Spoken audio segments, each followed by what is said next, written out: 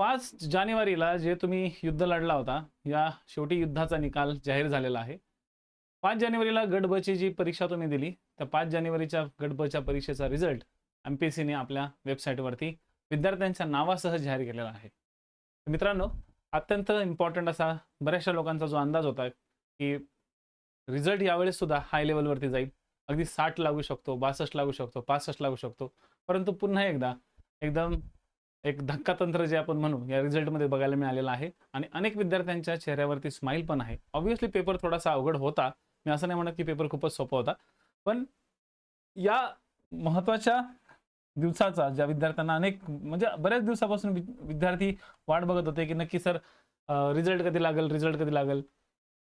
तर आता विद्यार्थी मित्रांनो रिझल्ट तुमच्या समोर आहे. ठीक आहे. रिझल्ट तुमच्या या ठिकाणी एकदम समोर दिलेला आहे. तर आपण जर बघितलं तर आता जनरल कॅटेगरीचा जर आपण विचार केला, चला पटापट बघून घेऊया. ठीक आहे. म्हणजे कसं होईल तुम्हाला सुद्धा रिझल्टची जी आतुरता लागून असते ती आतुरता तुमची पूर्ण होऊन जाईल. तर बघा ओपन कॅटेगरीचे जे विद्यार्थी आहेत त्यांचा रिझल्ट, त्यांचा कट ऑफ आपण ज्याला म्हणू, तो 51.25 लागलेला आहे. आणि खरंच कॉंग्रॅच्युलेशन जे विद्यार्थी पास झालेले आहेत त्यांना. आणि ज्या विद्यार्थ्यांना नाही जमलं या एक्झाममध्ये तर काळजी करू नका. जून महिन्यामध्ये जी आगामी काळातली परीक्षा आहे त्या परीक्षेसाठी तुम्ही कुठे मागे पडलात त्या गोष्टी तुम्ही थोड्याशा बघा आणि त्यानुसार तुम्ही तयारी करा. जनरल म्हणजे ओपनमध्ये फिमेल, ठीक आहे, 48.25 आणि स्पोर्ट कोट्यामध्ये 26.75. तर शेड्यूल कास्टमध्ये ओके पुरुष 47.75, फिमेल 45.25 आणि स्पोर्ट हे 14.25. म्हणजे स्पोर्टचा सुद्धा रिझल्ट या ठिकाणी लागला. त्यानंतर एस टी कॅटेगरी जी आहे, एस टी कॅटेगरीमध्ये 45.25, फिमेलमध्ये 41 मार्क्स आणि स्पोर्ट हे 10.25. ऑब्व्हियसली स्पोर्टला थोडासा ओके काय असतो वेटेज जास्त स्पोर्टचं, हा थोडासा स्पोर्टचा वेटेज हा किंवा कट ऑफ हा कमी असतो. ही गोष्ट तर कॉमन आहे, सगळ्यांनाच माहिती आहे, राईट. आता थोडंसं महत्त्वाच्या पॉईंट्सकडे येऊ.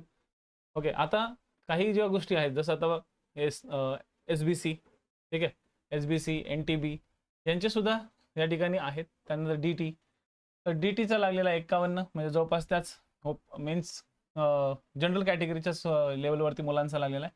फिमेल 44.75, एन टीचा 50.50, फिमेलचा 46.50, S B C okay S B C जनरलचा 50, फिमेलचा 44.50, N T C, N T D यांचे पण आहेत. ओबीसी, ओबीसी आणि ई डब्ल्यू एस, ठीक आहे, लक्षात घ्या ओबीसी आणि ई डब्ल्यू एस मध्ये बराच मोठा या ठिकाणी गॅप आहे. म्हणजे जनरलचा 51.25 लागलेला आहे ओबीसीचा, ठीक आहे, लक्षात घ्या. आता ओबीसीचा जो रिझल्ट आहे 51.25चा आणि ओपनचा जो रिझल्ट आहे तो सुद्धा 51.25चा.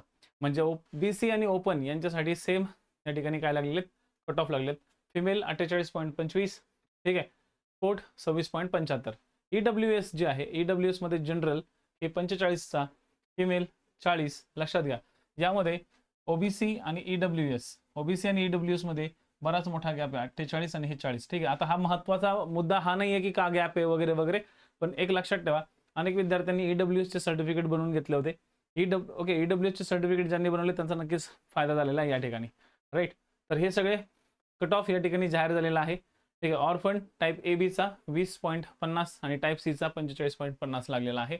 ओके. आणि दिव्यांग टाईप ए मध्ये 43.30, टाईप बी मध्ये 34.50, टाईप सी मध्ये 47 आणि टाईप डी आणि ई मध्ये 26.55.